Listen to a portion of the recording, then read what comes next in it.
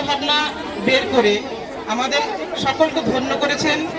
আমাদের মাধ্যমিক বিভাগের সহকারী শিক্ষিকা জনাবা আজিজা ম্যাডাম মহাশয়কে তিনার মূল্যবান কিছু বক্তব্য রাখার জন্য অনুরোধ রাখছি।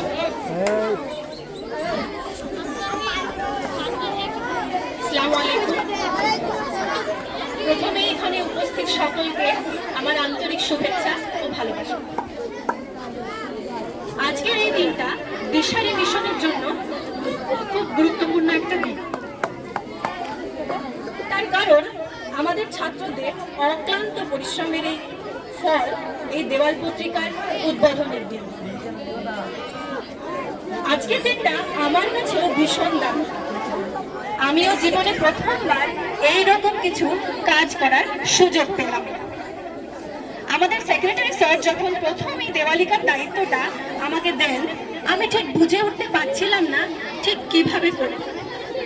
তারপর আস্তে আস্তে শিক্ষক শিক্ষিকা ও ছেলেদের সাহায্য নিয়ে আমার কাজ শুরু করি। সেই লেখা জমা নেওয়া থেকে শুরু করে ছবি আঁকা, সাজানো সব কিছুতেই আমি ছাত্রদের খুব আগ্রহ দেখেছি।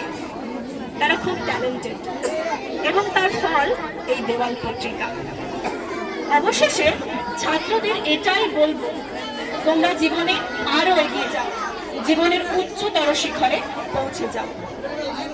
আমি আমার বক্তব্য একটা স্বরচিত কবিতা আবৃত্তির মাধ্যমে শেষ করব। শিক্ষা, আয় রে আয়, এগিয়ে আয়। শিক্ষার আলো দেখবি যদি, আয় রে তোরা এগিয়ে আয়।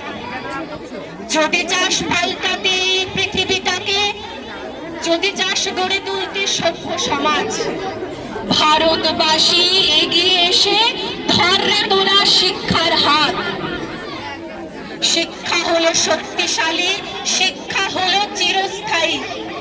শিক্ষাকে তুই গ্রহণ করে বেছে নে তোর আপন পথ। শিক্ষা তোর ঢাল তলোয়ার, শিক্ষাই তোর সৈন্য। শিক্ষাকে তুই হাতিয়ার করে জয় করে নে জগৎটাকে, জয় করে নে জগৎটাকে। ধন্যবাদ।